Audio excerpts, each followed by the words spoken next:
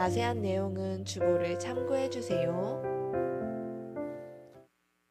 함께 그린 교회에 오신 사랑하는 성도님들 환영하고 축복합니다. 우리 이 마음을 담아서 우리 좌우에 있는 분들께 이렇게 한번 인사해 주시기 바랍니다. 하나님이 당신을 사랑하십니다. 예, 참 시간이 빨리 가는 것 같습니다. 이게 벌써 9월이고 이제 다음 주면 이제 또 추석 연휴가 시작되는 시간인데요. 추석 명절을 맞이하여서 이제 가족분들과 함께 친척분들과 함께 가정 예배, 추도 예배를 드리시려고 하시는 분들을 돕기 위해 홈페이지에 명절 가정 예배지가 올라가 있습니다. 또 이렇게 혹시 뽑는 게 프린트하는 게 어려우신 분들은 필경대 위에 좀 여분을 뽑아 놨으니까요. 가져가셔서 또 이렇게 사용해 주시면 감사하겠습니다. 저희가 이렇게 매년 이렇게 구정 연휴 때 있는 주일과 또 추석 연휴 때 있는 주일에는 이제 은퇴하신 원로 목사님을 이렇게 초빙해서 또 원로 목사님 해주실 수 있는 너무나 귀한 말씀들 듣고 있습니다. 몇 가지 이유가 있는데요. 일단은 제가 어떤 성경의 해석함이나 연륜에서 드릴 수 없는 정말로 깊고 또 풍성한 말씀들을 여러분에 나눠드리기 위함이고요.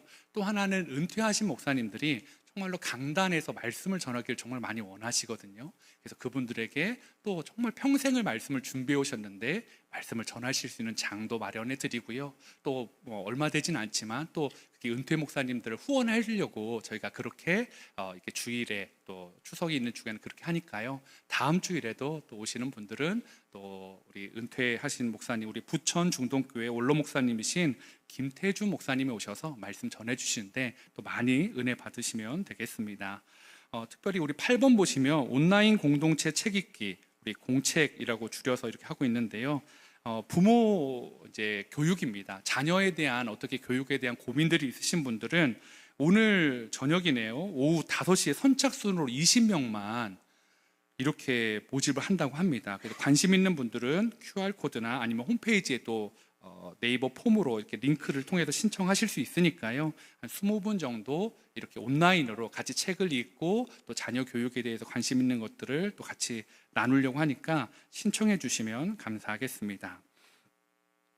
하나님 말씀 같이 보도록 하겠습니다. 우리 사무엘상 마지막입니다. 31장 우리 다 같이 자리에서 일어나셔서 저와 여러분이 한 절씩 교독하도록 하겠습니다.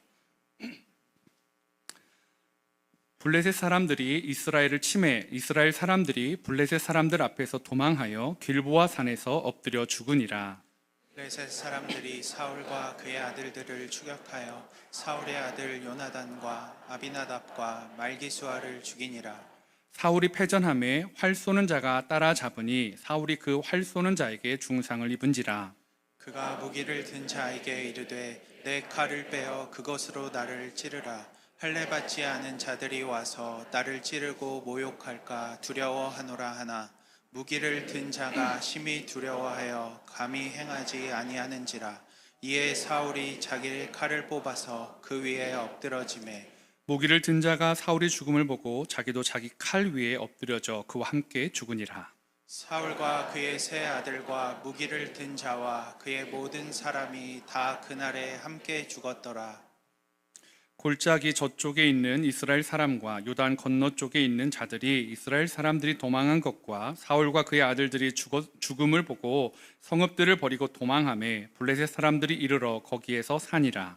그 이튿날 블레셋 사람들이 죽은 자를 벗기러 왔다가 사울과 그의 세 아들이 길보아 산에서 죽은 것을 보고 사울의 머리를 베고 그의 갑옷을 벗기고 자기들의 신당과 백성에게 알리기 위하여 그것을 블레셋 사람들의 땅 사방에 보내고 그의 갑옷은 아스다롯의 집에 두고 그의 시체는 벳산 성벽에 못 박음에 길르한 야베스 주민들이 블레셋 사람들이 사울에게 행한 일을 듣고 모든 장사들이 일어나 밤새도록 달려가서 사울의 시체와 그의 아들들의 시체를 벳산 성벽에서 내려 가지고 야베스에 돌아가서 거기서 불사르고 함께 읽겠습니다. 그의 뼈를 가져다가 야베스 에셀나무 아래에 장사하고 7일 동안 금식하였더라. 아멘. 자리에 앉아주시기 바랍니다.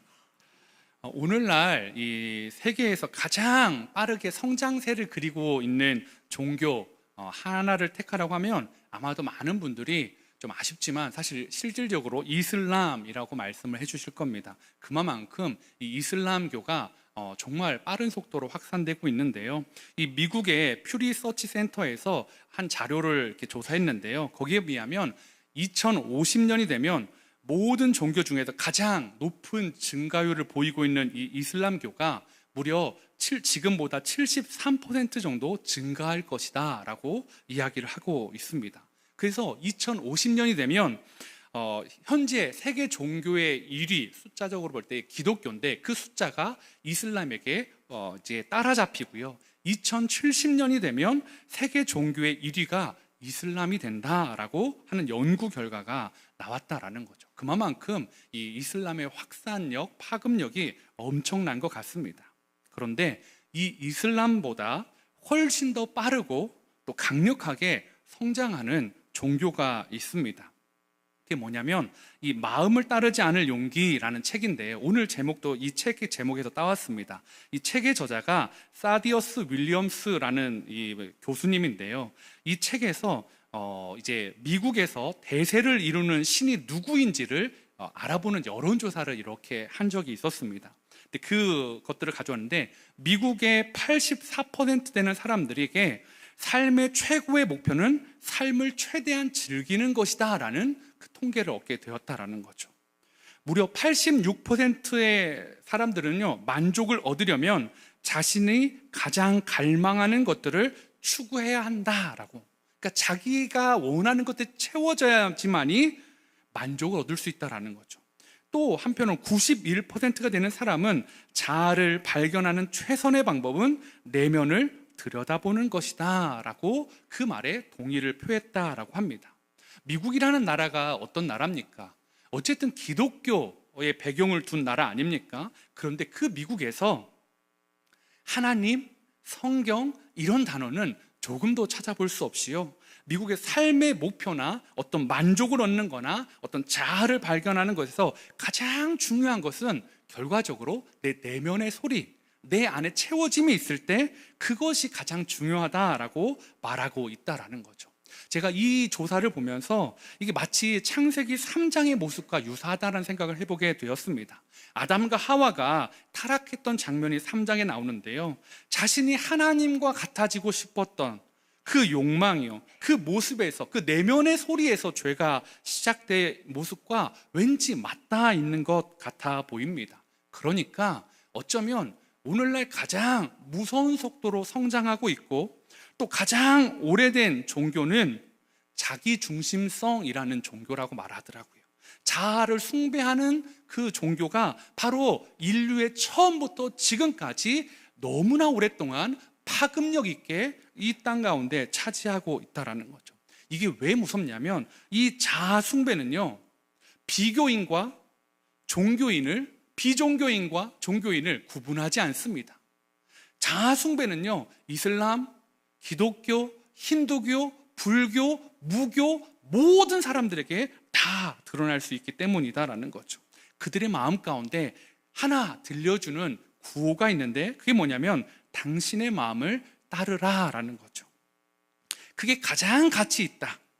그리고 그러니까 너 안에 있는 너의 목소리를 듣고 살아가야 한다라는 것이 그 목사님의, 교수님의 주장이었다라는 것입니다. 그러면서 오늘날 이 자아 숭배하는 사람들이요, 자아 숭배교 사람들 안에 여러 나름대로의 어떤 10계명처럼, 우리 기독교는 10계명처럼 10계명을 그분이 한번 정리를 해보셨더라고요. 해시태그라는 것들을 아시는 분이 있을 겁니다. 보통 이렇게 SNS에 보면 자기 글 밑에 이렇게 해시라는 게 샵이 이제 영어로 해시인데요. 샵 커피, 샵 좋아요, 샵 윤목사는 싫어요, 이렇게 하면 이제 그런 것들이 막 이렇게 공통적으로 이렇게 따라 붙으면서 이렇게 하나로 이렇게 묶이게 되는 것들을 보통 해시태그를 단다라고 하거든요. 저도 이 해시태그를 종종 사용합니다. 왜냐하면 이제 자료나 이런 이렇게 것들 설교 자료를 준비할 때 해시태그를 달아두거든요. 샵 경청, 어떤 자료는 샵 낮아짐, 어떤 자료는 샵 순종. 그럼 나중에 순종이라는 것들을 딱 치면 그 자료가 이렇게 다 같이 드러나기 때문이다라는 거죠. 그러면서 이 저자가, 교수님이 이 시대를 집어삼킨 자아 숭배교의 해시태그 10계명을 한번 이렇게 뽑아봤는데요. 한번 들어보세요. 1계명, 내가 행복하면 된다. 그러면서 이렇게 쭉 그 이유를 이건 굳이 설명하지 않아도 될 것 같습니다. 2번, 꼰대는 사절이다. 근데 이게 꼰대라는 표현이 왜 그랬냐면 그분의 책에 이렇게 말하더라고요. 시대에 뒤처지지 말고 늘 최첨단을 달려야 한다라는 표현으로 그렇게 말해요. 그러니까 늘 뒤처지면 안 된다. 늘 앞장서고 그렇게 해야 선도해 가라라는 표현으로 이 꼰대는 사절이라는 해시태그를 달았습니다. 3계명, 내 마음을 따른다. 그러니까 이게 내 마음을 따른다는 게 무슨 수를 써서라도 자신의 감정에 복종하라라는 거죠. 그래서 내 마음을 따른다. 4계명, 나에게 충실할 뿐이다. 이거는 글자, 문장으로도 알 수 있을 것 같습니다. 5, 내 인생은 내 것이다. 근데 제가 이걸 풀어주는 그 다음 구절이 눈에 담겼습니다. 당신은 당신의 진리대로 살고 다른 사람은 그들의 진리대로 살게 놔두라는 거죠. 즉 각자의 진리를 가지고 이 포스트 모더니즘의 시대를 살아가자라고 말하고 있다는 거죠. 6계명, 인생은 한 번뿐이다. 그래서 무제한의 경험의 욕구를 충족시켜야지 네가 행복할 수 있다라는 거죠. 7, 답은 내면에 있다. 당신 자신을 믿고 아무도 한물관, 죄인 개념으로 당신을 억압하지 못하게 하라. 어쩌면 기독교 교리에 대한 정면의 반박이겠죠. 넌 죄인 아니야. 답은 네 안에 있어 라고 말하고 있다는 거죠. 8계명, 진정성이 최고다. 9계명, 내 꿈은 이루어진다. 그러니까 그 꿈을 온 우주를 당신의 갈망에 끼워 맞춰서 그 꿈을 이뤄갈 때 너는 행복해질 수 있다라고 말하고, 마지막 10번째는 사랑은 사랑이다 하면서 이것들 쭉 풀어주더라고요. 저는 이 10가지의 해시태그 중에 그냥 읽었을 때 괜찮네 라는 것들도 사실 문자적으로 봤을 때는 있었습니다. 정황에 따라서는 무해하고요. 또 어떤 상황에 따라서는 그 해시태그들이 그 자기 숭배교에서 주장하고 있는 그 교수님이 주장하고 있는 내용들이 도움이 되고 유익한 것도 같습니다. 그런데 사람들은요, 이런 해시태그를 훨씬 더 악한 의미로 쓸 때가 많이 있다라는 거죠.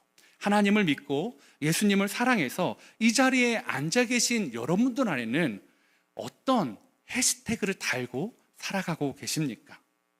혹시 하나님을 믿으면서도 내가 행복하면 돼 라는 샵을 달고 있고, 또 하나님을 사랑한다고 하면서도 샵, 내 인생은 내 것이야 라는 해시태그를 달고 있는 건 아니십니까? 그렇다면 우리 인생에 달려진 해시태그는 뭘까요? 나는 성경이 하나님의 말씀임을 믿는다. 샵, 나는 하나님의 말씀에 순종한다. 샵, 나는 내 마음보다 하나님의 마음에 맞게 살아가기로 결심한다. 이런 해시태그들이 달려야 되지 않겠습니까? 여러분, 여러분의 인생은 표면적으로는 하나님을 내세우고 있는데 이면적으로 그 안에 여러분의 해시태그들, 여러분이 이야기하는 것, 여러분의 삶의 모습에 선택하는 것들은 어떤 것들입니까? 혹시 하나님의 말씀을 듣고 하나님의 뜻도 간간히 행하고 또 위기의 순간 하나님을 찾고 분명히 될 줄 믿습니다. 그런데요, 그 모습들은요, 사울도 그랬어요. 사울도 하나님의 말씀을 들었고 하나님의 뜻을 간간히 행했고 위기의 순간에 너무 절절하게 하나님을 찾았다라는 거죠. 그런데 표면적으로 그렇게 드러났는데 실제 내면적으로는 그 샵, 내가 내 인생의 주인이다라는 해시태그를 사울은 가지고 살아갔다라는 거죠. 그래서 사울의 내면 깊은 곳에 있는 것, 가장 중요한 것은 내 목표가 중요하고 내 왕좌가 중요하고 내 가문이 중요하다라는 이 자기 숭배가 있었다라는 것입니다. 온 하나님의 뜻을 자기의 이 갈망을 끼워 맞추는 데에만 사용했던 사람이 사울이었습니다. 제가 이 사무엘상을 마무리하면서 두려운 것은요, 제 안에도 이 사울의 모습이 시퍼렇게 살아있기 때문이다라는 거죠. 어쩌면 표면적으로는 하나님을 경외해야 됩니다. 표면적으로는 나는 하나님의 말씀을 믿습니다. 표면적으로는 우리 경건해야 되고 기도의 자리를 지켜야 되고 표면적으로는 겸손해야 되고 낮아져야 되고 종된 삶을 살아야 된다고 늘 말합니다. 그런데 제 안에 해시태그 안에 이면적으로 샵, 내가 잘 됐으면 좋겠어. 샵, 나 29개 중에서 우리 교회가 제일 잘 됐으면 좋겠어. 샵 우리 가정이 행복했으면 좋겠어. 샵 부자 됐으면 좋겠어. 샵 아프는 건 너무 싫어. 막 이런 해시태그를 줄줄줄줄 달고 있다면 나쁜 게 아닌 것도 있어요. 그런데 뭐가 문제입니까? 그걸 숨겨놓고 하나님을 표방하는 것처럼 살아갈 때가 문제라는 것입니다. 사울이 그 모습이 왠지 저랑 비슷해 보였습니다. 사랑하는 성도님들, 여러분은 어떠십니까? 이게 그냥 단순히 넘어가야 될 문제가 아니더라고요. 오늘 말씀해 보니까 그러한 삶을 살았던 사울의 마지막이 얼마나 비참한지를 성경은 너무나 뚜렷하게 보여주고 있다라는 거죠. 우리가 읽었던 1절에 보면 이 전투를 통해 블레셋과의 전투를 통해서 길보아 산에서 수많은 이스라엘 백성들이 다 죽어 나갔습니다. 그렇게 자신이 백성들의 인기를 얻고자 싶었던 사울인데요, 그 자신들의 백성들이 죽어나가는 걸 막을 수가 없었습니다. 그리고 2절에서 보면, 오늘 말씀에 보면 사울과 함께 전투에 참여했던 세 아들 요나단과 아비나답과 말기수아가 다 이 전투에서 죽어버렸다라는 거죠. 뭐 성경에서 사실 아비나답이나 말기수아의 비중은 크지 않으니까요, 우리가 잘 알 수 있는 사람은 요나단 한 사람이라고 할 때 요나단이 어떤 사람이었습니까? 그의 마음에 있는 해시태그는 무엇이었습니까? 하나님만이 전쟁의 주관자시다. 내가 왕이 되지 않아도 된다. 하나님의 뜻을 이루는 사람이 될 것이다. 다윗이 왕이 될 것이다. 나는 기꺼이 양보할 것이다. 그런 해시태그를 가지고 살았던 사람인데, 그렇게 하나님을 너무나 사랑했던 사람인데 아버지의 죄 때문에, 아버지의 실수 때문에 정말로 하나님을 사랑하고 하나님의 용사와 같은 사람이 그렇게 쓰러져 버렸다라는 것입니다. 이제 사울 앞에는 그렇게 왕위를 물려주고 싶었던 요나단도 자기 눈앞에서 죽어가고요, 그렇게 인기를 얻고 싶었던 백성들도 다 죽어가는데 무기력하게 아무것도 할 수 없는 사람, 지독히 무기력한 모습을 그걸 지켜볼 수밖에 없는 사람이 사울이었고 지금의 사울의 모습이다라는 것입니다. 그러던 중에 날아오는 수많은 화살에 그도 부상을 입고 중상을 입어서 스스로 수치를 당하지 않기 위해서, 왜요? 우리가 아는 것처럼 블레셋이 삼손이라는 사람을 잡았을 때 어떻게 했습니까? 눈을 뽑고 머리를 밀고 맷돌을 돌리는 삶을 살게 했습니다. 사울은 자기도 그럴 거라는 걸 알았던 것 같아요. 그래서 스스로 목숨을 끊고자 했고 그렇게 죽음을 맞이하게 됩니다. 얼마나 비참합니까, 여러분? 이게 불과 40년 전에 있었던 하나님이 사울을 이스라엘 왕으로 부르실 때 모습과는 너무나 다른 모습 아닙니까? 그때는 백성들의 환호가 있었는데 지금은 비명소리만 있습니다. 그때는 그 왕으로 부름받고 첫 전투에 나갈 때 승전의 소식이 있는데 이번에는 패전의 소식만 가득합니다. 그때는 하나님께 물으면 하나님이 응답해 주셨는데 지금은 응답하지 않으십니다. 그때는 하나님과 동행했는데 지금은 홀로 전투의 현장에서 비참한 인생을 맞이하고 있다라는 거죠. 하나님은 사울을 구원자로 부르셨습니다. 내 백성을 블레셋의 손에서 구원할 사람이요. 그런데 운명의 장난처럼 사울은 이스라엘의 패배의 원흉이 되어버렸다라는 것입니다. 여러분, 이게요, 믿음의 사람이 하나님이 아니라 자신을 따라갈 때, 우상을 섬길 때, 죄를 지을 때 그 결과라면 얼마나 두렵고 비참한 모습입니까? 그리고 그 비참함은 그냥 이 이야기로 끝나지 않습니다. 사무엘상 31장 9절에서 10절을 한번 볼 텐데요, 9절을 한번 성도님들 읽어주시기 바랍니다. 시작. 사울의 머리를 베고 그의 갑옷을 벗기고 자기들의 신당과 백성에게 알리기 위하여 그것을 블레셋 사람들의 땅 사방에 보내고 그의 갑옷은 아스다롯의 집에 두고 그의 시체는 벳산 성벽에 못 박음해라고 말하고 있습니다. 수치를 당하고 싶지 않아서, 산채로 두 눈이 뽑히고 산채로 수치스러운 모습을 당하고 싶지 않아서, 조롱당하고 싶지 않아서 생명을 끊었어요. 그런데 죽은 다음에 몸과 머리가 분리됩니다. 그의 머리와 갑옷은 블레셋 땅을 다 돌아다니면서 봐라, 40년 동안 우리를 대적했던 사람의 최후다라는 것을 보여주고 있습니다. 결국 갑옷은 아스다롯 신전에, 사울의 머리는 다곤의 신전에 달리게 되었다라는 거죠. 그의 시체는 벳산 성벽에 못 박히게 되었습니다. 아마 이 블레셋의 의도는 너무나 명백합니다.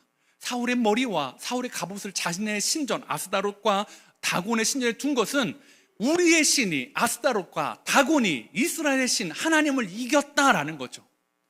하나님의 대리자인 사울을 이겼다라는 것들을 보여주고 싶었을 겁니다. 마치 40여 년 훌쩍 전에 엘리의 시대에 하나님의 언약궤가 블레셋에 뺏겼을 때 그 언약궤를 다곤 신전에 두었던 것처럼요.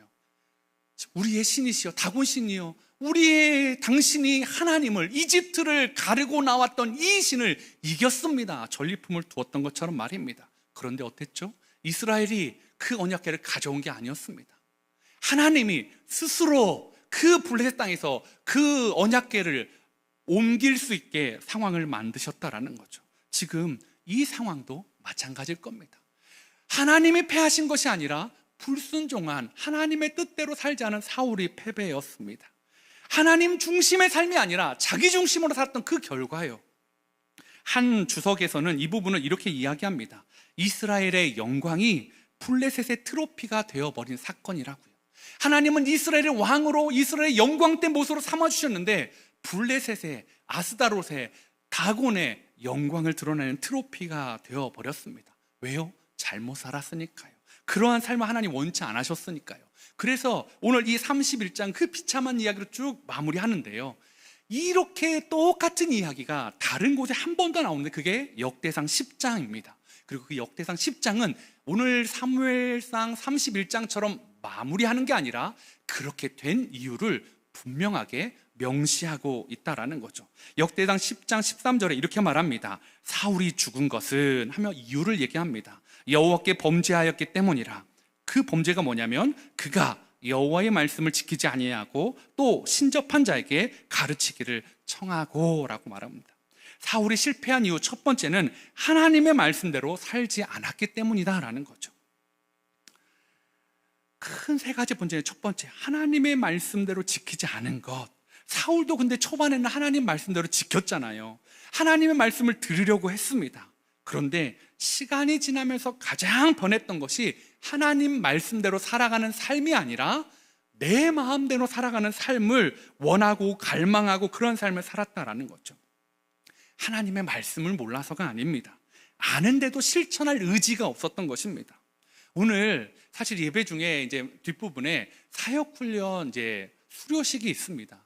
지난 2년 동안 참 하나님 앞에서 이 여러 가지 훈련들을 받으셨던 분들이거든요. 그러니까 2년 동안 얼마나 많은 성경의 이야기들 나눴을 것이고 얼마나 많은 또 숙제들을 드렸을 것이고 너무나 많은 것들을 했는데요, 저는 이 분들에게 그냥 간단하게 그 2년 동안 한 게 무엇입니까? 라고 물으신다면 그냥 하나님의 말씀대로 살아가는 것, 그러기 위해 하나님의 말씀을 펴는 것, 그 힘을 얻기 위해 기도하는 것, 그래서 더 알고 싶어서 하나님 말씀을 깊이 묵상하는 것이라고 말씀드리고 싶습니다. 그런데 이분들이 진짜 2년 동안 정말로 시간을 쪼개고 막 암송을 하고 막 성경을 연구하고 기도해야 하고 너무나 열심히 하셨는데요, 너무 감사합니다. 잘하셨어요. 그런데 완전하지 않습니다. 그런데 저는 확신합니다. 이제 이분들의 마음에 하나님의 말씀대로 살려고 하는 그 몸부림이 있다라는 거죠. 때로는 실패하고 때로는 실수하지만 다시 하나님의 말씀을 붙잡고 지키려고 하는 그 습관이 이제 이분들 안에 작동되고 있다는 것을 저는 확신합니다. 사울이 버림받고 다윗이 세움을 받은 이유 간단합니다. 사울과 다윗 중 누가 하나님의 명령대로 살았는가, 이 기준입니다. 그냥 두 사람의 인생이 그 기준으로 나눠져 버렸습니다. 누가 더 의로운가 아니었습니다. 누가 왕으로서 더 적합한가도 아니었습니다. 누구의 자질이 좋은가도 아니었습니다. 누가 스펙이 더 좋아? 그것도 아니었습니다. 왜냐하면 세상적으로 사울보다 다윗이 더 죄질이 나쁜 행동을, 죄를 지었던 사람이기 때문입니다. 손가락 받을 만한 죄를 지었습니다. 그런데 하나님의 선택은 다윗이었다라는 거죠. 왜요? 하나님의 말씀이 무엇인지를 구하고 잘못된 곳에서 다시 하나님의 말씀에 따라 교정하는 모습이 다윗에게는 있었고 사울에게는 하나님의 말씀과 자기의 마음이 충돌될 때 하나님의 말씀을 내려놓는 모습이 있었기 때문이다라는 것입니다. 여러분, 하나님의 말씀은 내 편의에 따라 지켜도 되고 무시해도 되는 것이 아니다라고 사울이 말해주고 있다라는 것입니다. 우리가 지난 사무엘서를 읽으면서 제가 한번 언급했던 다니엘서 5장 22절에 이렇게 말하고 있습니다. 벨사살이여, 왕은 그의 아들이 되어서 이것을 다 알고도 아직도 마음을 낮추지 아니하고, 아버지의 모습을 다 봤는데 왜 하나님을 섬기고 하나님을 경외하는 자리에 머물지 않습니까? 이것을 다 알고도 여전히 교만하고 당신이 왕인 것처럼 행합니까? 라고 경고하신 후에 그의 나라가 그날 밤에 망하는 것을 우리는 들었습니다. 지난주에 하나님 말씀 붙잡고 살아가자고 막 말씀드렸습니다. 기도의 자리 회복해야 됩니다. 예배의 자리 회복해야 됩니다. 또 많은 분들이 또 예배의 자리에 기도의 자리에 나와 주셨습니다. 그런데요, 이제 그 다음 단계예요. 나오셨으면 어떻게 해요? 자리만 차지하는 것이 아니라 들은 말씀, 기도한 말씀, 내게 주신 말씀을 가지고 그 말씀을 삶 속에서 살아내는 것이 필요하다라는 것입니다. 사랑하는 성도 여러분, 훈련이라는 게 별게 아닙니다. 우리의 인생에, 우리의 광야와 같은 인생 가운데도 이 훈련이 되어져야 한다라는 거죠. 여러분, 말씀의 자리에 나오십시오. 기도의 자리에 서십시오. 그리고 듣고 장식품처럼 나 이 말씀 들었어, 나 이 말씀 기억해가 아니라 그 말씀을 가지고 살아내는 저와 여러분 되시기를 소망해 봅니다. 사울이 실패했던 이유 두 번째는요, 접신한 자에게 가르침을 청하기 때문이다라는 것입니다. 아까 읽었던 13절 후반절에 보니까 또 신접한 자에게 가르치기를 청하고 라고 말하고 있습니다. 하나님이 싫어했던 거죠. 하나님 하지 말라고 분명히 말씀하셨던 겁니다. 아마도 이곳에 계신 분들 중에는 연초에 토정비결이나 신년 운세나 사주나 타로카드나 이런 것들을 보시는 분은 없으시죠? 혹시 오늘 오면서 오늘 타로카드 이렇게 하면서 오늘은 뭐가 좋나? 이렇게 뽑아보시고 이러신 분은 없을 줄 압니다. 그런 분은 없을 거예요. 그런데요, 그러면 사울이 실패한 두 번째 이유는 우리 삶 가운데 적용할 게 없구나 라고 말할 수 있을까요? 아닙니다. 신접한 자에게 가르침을 청하였다라는 것은 그냥 단순히 점 봐요? 안 봐요? 다른 거 이렇게 다른 우상을 이렇게 하는 거 있는 거 아니에요? 그것보다 훨씬 더 광범위한 문제라는 거죠. 만약 오늘을 살아가는 우리 안에 하나님 말씀보다 더 영향력 있게 작동되는 것, 그게 토정비결이고 그게 운세고 그게 타로카드고 그게 다른 것이라면 여러분, 그 세상의 속임수에 신접한 자에게 자신의 운명을 물어봤던 사울과 무엇이 다릅니까? 하나님도 가지고 있는데 신접한 사람을 통해서로 난 듣고 싶다라는 거 아닙니까? 교회 가는데 토정비결, 신년운세, 타로카드 얼마나 많은 것들을, 여러분, 그게 사울의 모습과 뭐가 다르냐라는 것입니다. 하나님의 말씀이 대안이 아니라 세상의 다른 곳에 대안을 찾는 인생, 그건 하나님이 너무나 싫어하는 사울의 모습과 맞닿아 있다라는 것입니다. 하나님의 말씀이 들리지 않고 세상의 내 내면의 소리에 불안해서 그것들 따라가는 인생. 그래서 아말렉을 진멸하지 않았고 다윗을 인정하지 않고 다윗을 죽이려 했던 그 모든 것이 이 사울의 내면의 소리에서부터 시작되었다라는 것입니다. 그 갈망을 이루기 위해 하나님의 뜻을 무시해 버렸다라는 거죠. 그래서 어떤 목사님이 다윗과 사울의 인생을 이렇게 정의하더라고요. 사울은 자신이 해결하는 인생이었다면 다윗은 하나님께 해결받는 인생이었다고요. 여러분, 뭐가 더 멋져 보여요? 내가 해결하는 인생과 누군가에게 해결받는 인생. 우리 세상 사람들은 내가 해결하는 인생을 꿈꿉니다. 그런데 우리는요, 하나님께 해결받는 인생이 우리의 인생의 정답인 줄 믿습니다. 바라기는 우리 함께 그리고에 있는 모든 성도님들이 해결할 수 있는 능력이 있는 분들 되길 원합니다. 그런데 그 능력을 멈춰두고 하나님의 방법으로 하나님께 해결받는 그 선택을 하는 믿음의 사람 되기를 축복합니다. 사울이 실패했던 마지막 이유, 하나님께 묻지 않았다. 이거 비슷한 것 같은데요. 14절에, 역대상 10장 14절에 이렇게 말합니다. 여호와께 묻지 아니하였으므로 여호와께서 그를 죽이시고. 표면적으로는 누가 죽인 거예요? 블레셋이 죽인 거예요. 그런데 그 이면에는 누가 죽이셨대요? 하나님이 죽이셨대요. 그 나라를 이새의 아들 다윗에게 넘겨주셨다라고 말하고 있습니다. 왜요? 묻지 않으니까요. 여러분, 사무엘상의 후반절은요, 크게 이 기조로 나눕니다. 하나님께 묻는 사람과 하나님께 묻지 않는 사람. 하나님께 물었을 때 다윗은 늘 응답해 주셨어요. 시글락에서 묻고 또 물으니까 하나님이 응답을 매번 해주셨습니다. 근데 사울은 어땠습니까? 물어도 응답이 없으니까 신접한 사람이라도 찾아보아야 했던 것 아니겠습니까? 사랑하는 성도 여러분, 제자훈련, 사역훈련을 여러분들도 나중에 꼭 하셨으면 좋겠습니다. 왜요? 우리 교회는 훈련하는 교회가 되기를 원합니다. 여러분이 말씀으로 훈련되기를 원합니다. 뭐 특출난 게 있어서가 아니라요, 혼자서는 안 되니까 함께 말씀 보고 함께 기도하면서 나아가는 겁니다. 그런데 그때 넘어지면 또 같이 일으켜 세워져서 또 같이 기도하는 것입니다.